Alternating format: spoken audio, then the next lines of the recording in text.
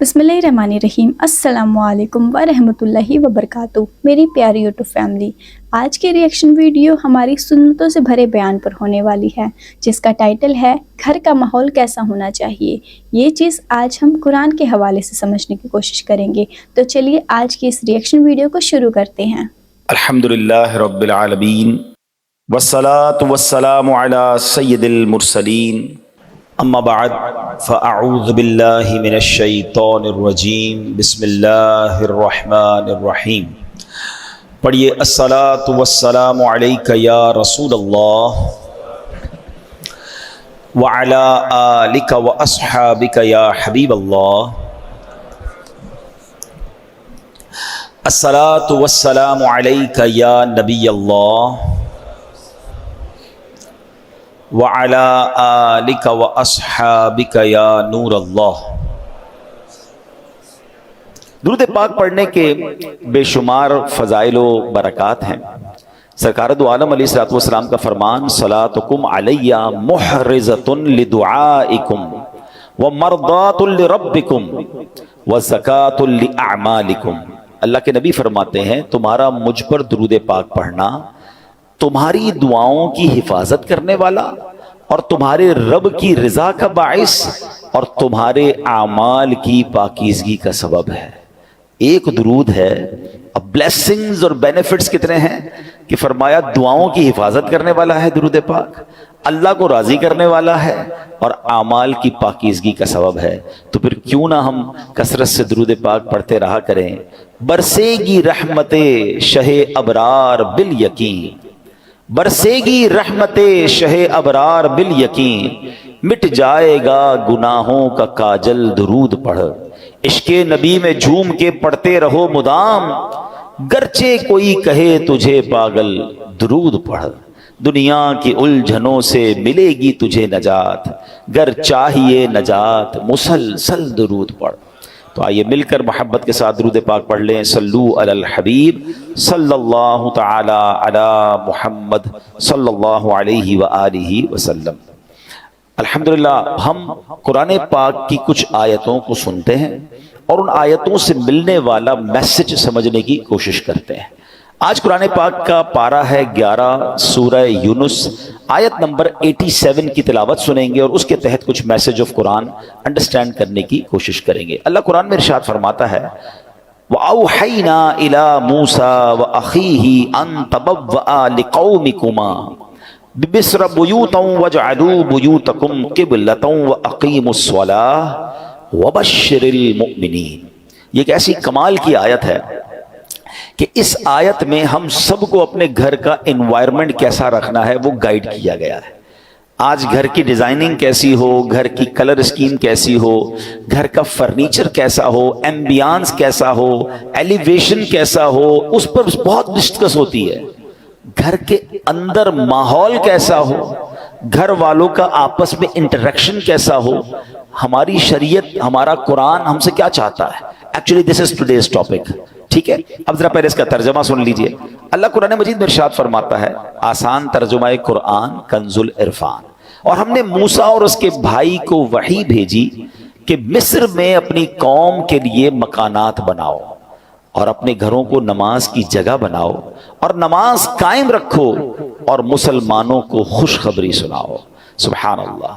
तो पता चला कि ये कुरान ने जो हजरत मूसा अलैहिस्सलाम को अल्लाह का करीम ने जो यूं समझिए ऑर्डर दिया या उसकी गाइडलाइन दी, वो क्या है, इंशाअल्लाह इसको हम समझते हैं।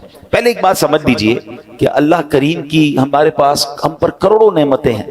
एक अहम तरीन नेमत हमारा घर भी है।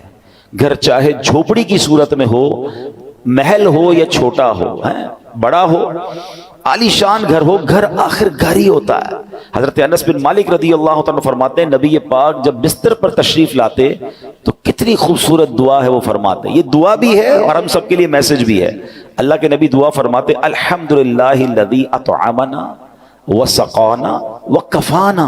तर्जमा क्या है, सब तारीफ़ें अल्लाह पाक के लिए हैं जिसने हमें खिलाया पिलाया, हमारी ज़रूरत पूरी फरमाई और हमें ठिकाना अता फरमाया।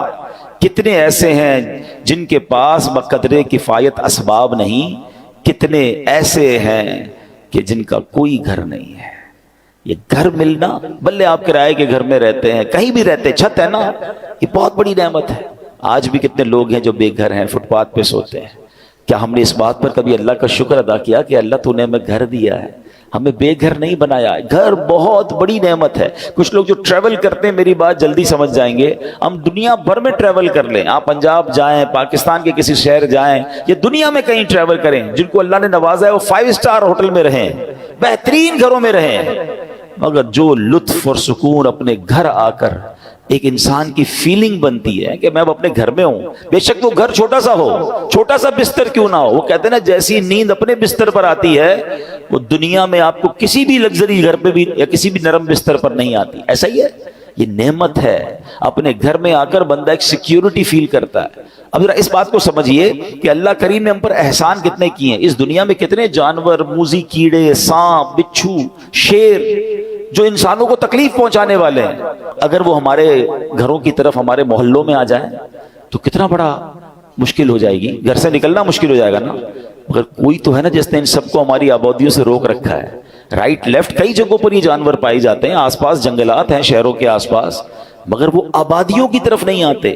یہ اللہ کریم ہے جس نے ان آفتوں، بلاؤں، ان مشکلوں کو ہمارے گھروں سے، ہماری سوسائٹی سے روکا ہوا ہے۔ ہم اپنے گھروں میں سکون پاتے ہیں، مگر کیا کبھی اس سکون کا شکر ادا کیا ہے؟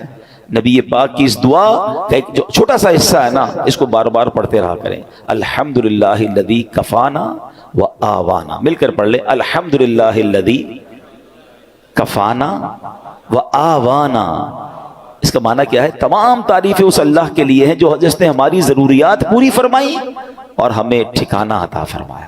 ہم اللہ سے دعا کرتے ہیں، اللہ ہمیں اپنے گھر میں اور برکت نصیب فرما، ہمارے گھر میں ہماری حفاظت فرما، ہمارے گھر والوں پر رحمت کی نظر فرما۔ اے اللہ دنیا میں ٹھکانہ دیا ہے، جنت میں بھی ٹھکانہ عطا فرما۔ شکر ادا کرو گے نا، کہتے ہیں نا لَإِن شَكَرْتُمْ لَأَزِيدَنَّكُمْ، تم میرا شکر ادا کرو گے میں تمہیں اور عطا کروں گا۔ جو بڑے بڑے گھروں میں رہ کر بھی کچھ لوگ ناشکرے ہیں اور کچھ چھوٹے سے بستر پر سو کر بھی اللہ کا شکر ادا کر رہے ہیں۔ کمال تو یہ ہے نا کہ شکر زبان پر ہو، شکوہ نہیں ہونا چاہیے۔ لیکن میرے پیارے اسلامی بھائیوں، اب جو ٹاپک ہے ایکچولی کہ گھر کے اندر کا ماحول یہ کتنا ضروری ہے، اچھا ہونا، نیک ماحول ہونا۔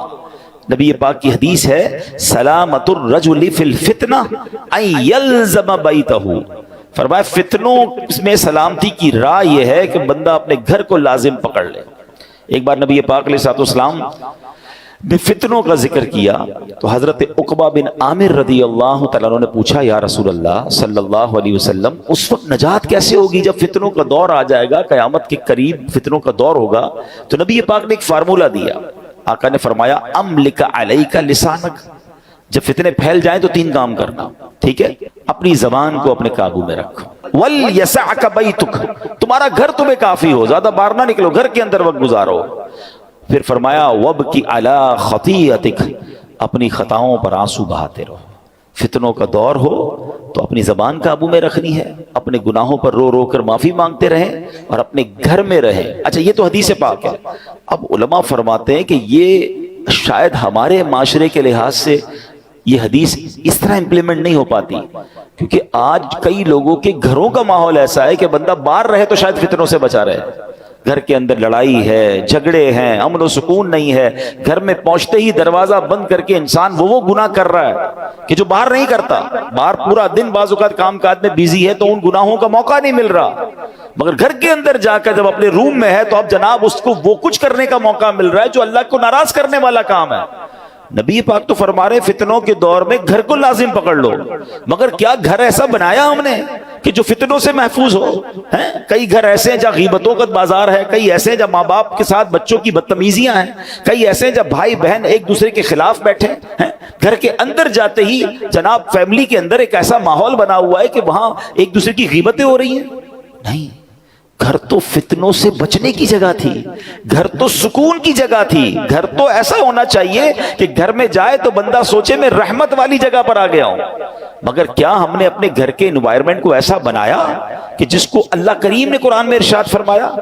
آپ کو پتہ ہے جب قیامت کا دن ہوگا تو کچھ خوش نصیب وہ ہوں گے جنہیں سیدھے ہاتھ میں نامہ اعمال دیا جائے گا، ہم اللہ سے دعا کرتے ہیں کہ ان خوش نصیبوں میں ہمیں بھی شامل فرمائے.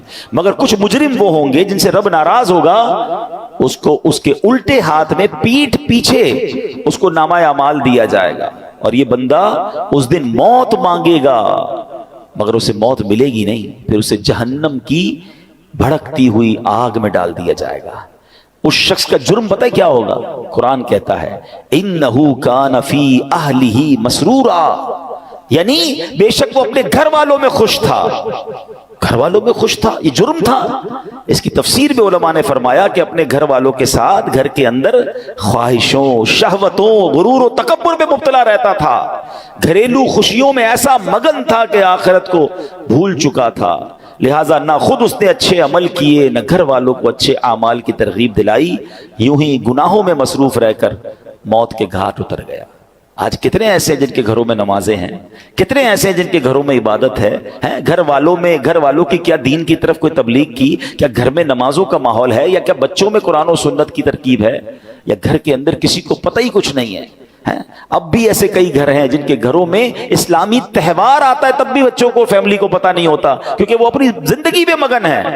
اور جو گھر کا سربراہ ہے اس کو بھی اس کی فکر نہیں ہے. میں آپ کو ایک مسلمان گھرانے کا واقعہ بتاتا ہوں, پاکستان کا تو نہیں ہے, لیکن انفارچونیٹلی جتنا تیزی سے ہمارے وطن میں ماڈرنزم اور دین سے دوری والا ماحول بنتا جا رہا ہے, اور گھر کے بڑوں کو فکر بھی نہیں ہے, یہ دور نہیں دن آپ پاکستان میں بھی یہ دیکھیں. یو کے کا واقعہ, ایک بھائی ٹریول پر گیا, والد کی طبیعت خراب تھی, تو واپس آیا, تو کچھ دنوں بعد واپس آیا, والد صاحب گھر میں نہیں تھے. چھوٹا بھائی تھا جو اپنی گیمز میں اور اپنے موبائل میں, کمپیوٹر میں, جو آج کا ایک نوجوان کا سٹائل ہے کہ لگا رہتا تھا. تو کہا والد صاحب کہاں ہیں؟ کہا والد صاحب کی تو ڈیتھ ہو گئی تھی. تو کہا مجھے انفارم کیوں نہیں کیا؟ کہا آپ بزنس ٹرپ پہ تھے. میں نے کہا کیا ضرورت ہے ڈسٹرب کرنے کی, فیونرل کرنا تھا, ان کا آخری رسومات ادا کرنی تھی, میں نے کر دی. تو کہا تم نے کیسے آخری رسومات ادا کی, جنازہ کدھر ہوا, کون سے قبرستان میں دفنایا؟ تو کہا جنازہ بھی کرنا ہوتا ہے. میں تو گوگل پہ گیا, سرچ کیا کہ فیونرل کیسے ہوتا ہے, کسی کا ڈیتھ ہو جائے تو what we have to do. تو گوگل نے مجھے 4-5 آپشن دیے, میں نے سب سے سستا والا جو آپشن تھا ان پر کال کیا, وہ آئے اور ابو کو لے گئے, بس فنش. تو اس نے کہا یہ تم نے کیا کیا؟ آپ کو پتہ کیا ہوا اس مسلمان والد کے ساتھ؟ جب سرچ کیا کہ کس فیونرل والے کو دیا ہے, تو جو سب سے سستا آپشن تھا کہ وہ میتوں کو آگ لگایا کرتے تھے. اس نے یہ نہیں, اس کو یہ پتا بھی نہیں تھا کہ جنازہ کچھ ہوتا ہے, اس کو یہ نہیں پتا تھا غسل میت ہوتا ہے, اس کو یہ نہیں پتا تھا کہ جناب قبرستان میں دفن کیا جاتا ہے. میں مسلمان گھرانے کی آپ کو واقعہ سنا رہا ہوں جو میں نے خود جا کر سنا ہے. اب مجھے بتاؤ, اس بچے کا قصور تو تھا, مگر کیا والد کا قصور نہیں تھا؟ اس کا مطلب والد کسی جنازے میں بیٹے کو لے کر نہیں گیا ہوگا. اس والد نے موت اور قبرستان کے بارے میں, تدفین اور غسل کے بارے میں نہیں بتایا ہوگا. ہر چیز بچوں کو دلا دی, مگر نہ سکھایا تو دین نہ سکھایا. میں اور آپ دنیا سے جانے والے ہیں, ہم سب نے مرنا ہے, اور اس والد کی قسمت کتنی پیاری ہوگی کہ اس کے مرنے کے بعد اس کی اولاد اس کے لیے دعائے مغفرت کرے, اس کے لیے ایصال ثواب کرے. مگر یہ سکھائیں گے تو کریں گے نا. ہمارے بچے تو زندگی میں ہمارے سامنے نماز نہیں پڑھ رہے, ہمیں ٹینشن نہیں ہے. میں سچ بتاؤں آپ کو, زندگی میں کچھ کر سکیں یا نہ کر سکیں, اپنے بچوں کو کسی طرح 5 وقت کا نمازی بنا جائیے گا. پہلے تو خود بننا پڑے گا نا اس کے لیے. والد وہ بچہ دیکھتا ہے ابو رمضان میں نمازیں پڑھتے ہیں, اس کے بعد تو میرے والد بھی جمعے کی پڑھ لے تو بڑی بات ہے. تو بچے کو بھی آپ ایکچولی ہم اپنے بچوں کو پریکٹیکلی پریکٹس کرا رہے ہیں کہ بیٹا نماز تو جمعے کی پڑھنی ہوتی ہے, باقی ضروری نہیں ہے. تو آپ سوچئے ہم خود تو دین سے دور کر رہے ہیں, ہم نے گھر میں کون سا ماحول بنایا ہے. ورنہ یقین کریں خوش نصیب ہے وہ والد, اگر اس کی اولاد نمازی بن جائے نا, تو آپ کہیں نہ کہیں کہ بیٹا مرنے کے بعد دعا کرنا, وہ دن میں 5 بار باوضو ہو کر قبلہ رو بیٹھ کر التحیات کے عالم میں کئی بار کیا کہے گا, ربنا اغفر لی ولوالدی وللمؤمنین یوم یقوم الحساب. ہائے, اور کیا چاہیے اس والد کو قبر میں کہ فجر ہو تو اس کا بیٹا, اس کی بیٹی, اس کے بچے دعا کر رہے ہیں, اے اللہ میرے ماں باپ کو بخش دے. ظہر میں دعا کر رہے ہیں, عصر میں دعا کر رہے ہیں, مگر گھر میں نمازوں کا ماحول ہی نہیں ہے. عید کی نماز پڑھ لی تو پڑھ لی, اب تو جمعے کی نماز بھی لوگوں کی سنا ہے قضا ہونے لگ گئی ہے. Nobody have tension, اپنے لیے بھی ٹینشن نہیں ہے, بچوں کے لیے بھی نہیں ہے. قرآن کی یہ آیت پکار کر کہہ رہی ہے کہ گھر بناؤ اور اس گھر میں نمازوں کا اہتمام کرو. خدا را اپنے گھر کے ماحول پر توجہ دیجیے. یہ سرمایہ ہے، یہ اولاد، یہ فیملی، یہ گھر، یہ ہمارا پھل ہے۔ اگر گھر میں قرآن و حدیث اور نمازوں کا معاملہ ہوگا تو سبحان اللہ۔ اے میرے پیارے اسلامی بھائیوں، قرآن نے کیا کہا کہ مصر میں اپنی قوم کے لیے مکانات بناؤ، ناٹ اونلی مکانات، ڈیفنس میں گھر ہونا چاہیے، فلاں سوسائٹی میں گھر ہونا چاہیے، یہاں تک تو ہماری پلاننگ ہے کہ گھر اچھا ہو، بیوٹیفل سوسائٹی میں ہو۔ آگے قرآن کہتا ہے وَجْعَلُوا بُيُوتَكُمْ، اور اپنے گھروں کو نماز کی جگہ بناؤ اور نماز قائم رکھو، اور جو یہ کرتا ہے اس کو کیا ملے گا؟ وَبَشِّرِ الْمُؤْمِنِينَ، قرآن کہتا ہے مسلمانوں کو خوشخبری سناؤ، خوشخبری ملنی ہے، رحمتیں ملنی ہیں، عافیتیں ملنی ہیں اگر گھر میں نمازیں ہیں۔ اے میرے پیارے اسلامی بھائیوں، اللہ کے پیارے حبیب علیہ الصلوۃ والسلام فرماتے ہیں اجعلوا فی بیوتکم من صلاتکم ولا تتخذوها قبورا، فرمایا کچھ نماز گھر میں بھی پڑھا کرو، گھروں کو قبرستان نہ بنا دو۔ اس کا مطلب بیوٹیفل ہاؤس ہے، ایکسٹرا ایمبیانس ہے، شاندار فرنیچر ہے، سب کچھ ہے میرے اور آپ کے گھر میں، سٹینڈ بائی جنریٹرز ہیں، اور اگر نماز نہیں ہے نا تو وہ گھر قبرستان ہے۔ ہم سمجھ رہے ہیں اتنا لگژری گھر کو قبرستان، نبی پاک فرما رہے ہیں کہ گھر میں نمازیں پڑھو۔ یہ مردوں کے لیے تو یہی حکم ہوگا کہ مسجد میں آ کے پڑھیں، مگر کچھ نوافل گھر میں بھی پڑھیں، کبھی اشراق چاش پڑھیں، کبھی تہجد پڑھیں، کبھی دیگر نماز کے نوافل پڑھیں، مگر خواتین گھر کی، بچے، یعنی گھر میں اللہ کرے ایسا ماحول ہو کہ جب نمازوں کا وقت آئے تو ایک کمرے سے تلاوت کی آواز آ رہی ہو، کہیں سے نمازوں کی پتہ چل رہا ہو۔ ماشاءاللہ کتنے خوش نصیب ہیں وہ لوگ جو گھر جاتے ہوں تو گھر والے نمازیں پڑھ رہے ہیں۔ اے میرے پیارے اسلامی بھائیوں، ایک اور جگہ پیارے آقا فرماتے ہیں اقربوا بیوتکم ببعد صلاتکم، یعنی کچھ نمازوں کے ذریعے اپنے گھروں کی عزت بڑھاؤ۔ آپ چاہتے ہیں نا گھر کی عزت بڑھے، اے ہے جس گھر میں نمازیں ہوتی ہیں نبی پاک نے فرما دیا تو حق ہے اس گھر کی پورے محلے میں عزت ہو جائے گی۔ آج بھی دیکھیں علماء کے گھر، امام صاحبان کے گھر لوگ دعا کروانے آتے ہیں، گھر میں نمازیں ہو رہی ہیں نا، عبادت ہو رہی ہے، اللہ اس گھر کو ممتاز کر دیتا ہے۔ ہم سمجھتے ہیں ایکسٹرا لائٹ لگاؤں گا، ذرا خوبصورت ایلیویشن کروں گا، ذرا ہٹ کے ڈیزائننگ کروں گا تو وہ سب سے مشہور ہو جائے گا، نہیں، عزت دینے والا رب ہے، اور اللہ کے سب سے معزز بندے ہیں، اللہ کی مخلوق میں سب سے بڑھ کر عزت والے کون ہیں؟ ہمارے آقا علیہ الصلوۃ والسلام ہیں۔ وہ فرما رہے ہیں کہ کچھ نمازوں کے ذریعے اپنے گھروں کی عزت بڑھاؤ۔ نماز کے بارے میں ایک اور حدیث سنو، الصلاۃ عماد الدین، نماز دین کا ستون ہے۔ مجھے بتائیں نا ہمارے گھر کے پلر نکال دیں تو گھر تو گر جانا ہے نا، یہ تو ایمان کا پلر ہے، مگر اس کی فکر نہیں ہے۔ تو اے میرے پیارے اسلامی بھائیوں، ہمیں اپنے گھروں کے ماحول کو اچھا کرنا ہے، اپنے بچوں کی تربیت کی فکر کیجیے، انہیں وقت دیجیے۔ آج کل جو ماحول ہے، میں اشارہ کر کے گزر جاؤں گا، ہر تھوڑے دنوں بعد آپ کو سوشل میڈیا پر نیوزز مل رہی ہیں، الیکٹرانک پرنٹ میڈیا میں نیوز ملتی ہیں کہ فلاں بچے نے فلاں کام کر دیا، فلاں نے فلاں کو قتل کر دیا، فلاں نے فلاں کو جلا دیا، فلاں اسکینڈل میں پکڑا گیا، فلاں جناب منشیات میں معاملات میں آ گیا، فلاں ڈرگز کا کام کر رہا ہے، فلاں کمپیوٹر پہ بیٹھ کے کیا کچھ کر رہا ہے، اسکیمز کر رہا ہے۔ یہ ہمارے علاقے میں، ہمارے شہروں میں، ہمارے ملکوں میں ہو رہا ہے نا، ہم کیوں انتظار کر رہے ہیں کہ یہ آگ میرے گھر میں جب آئے گی پھر غور کروں گا؟ اس سے اندازہ کیجئے، یہ سمٹمز ہوتے ہیں، یہ اشارے ہوتے ہیں کہ معاشرہ کدھر جا رہا ہے۔ ماں باپ کو فکر نہیں کہ بچے گھر میں کیا کر رہے ہیں۔ اتنی دوری مت رکھیں اپنی فیملی کے ساتھ، یاد رکھیے کوئی بڑا ڈیزاسٹر ہو اس سے پہلے آنکھیں کھولیے نا، ہماری بچی کہاں جا رہی ہے، ہمارا بیٹا کہاں جا رہا ہے، وہ کس سے مل رہا ہے، کوئی فکر نہیں ہے۔ وہ کہتے ہیں نا اپنے بچوں کے تم دوست بن جاؤ اس سے پہلے کہ کوئی ایسا دوست بن جائے جو اس کی آخرت اور دین اور دنیا سب برباد کر دے۔ بہت برا حال ہے، پلیز تھوڑا وقت دیجیے۔ اچھی تربیت، یہ تربیت نہیں ہے کہ آپ بھی نماز قضا کر رہے ہیں اور بچے بھی نماز قضا کر رہے ہیں، آپ بھی نمازی بنیں، ہم بھی نیک بنیں، آپ بھی ماشاءاللہ تلاوت کی طرف آئیں، بچوں کو ایسے پروگرامز میں لے کر آئیں، بیانات میں لے کر آئیں، مدنی چینل گھر پہ بیٹھ کے دکھائیں۔ ہم آپ کی سپورٹ چاہتے ہیں، اور یہ کیوں چاہتے ہیں؟ تاکہ مسلمانوں کے گھر جنتی گھرانے بنے نا۔ اب آخر میں ایک دعا سن لیجئے، آمین بھی کہیے گا، ہو سکے تو یاد کر لیں، ہو سکے تو ہر نماز کے بعد یہ دعا کریں، اللہم ربنا ہب لنا من ازواجنا وذریاتنا قرۃ اعین واجعلنا للمتقین اماما، آمین۔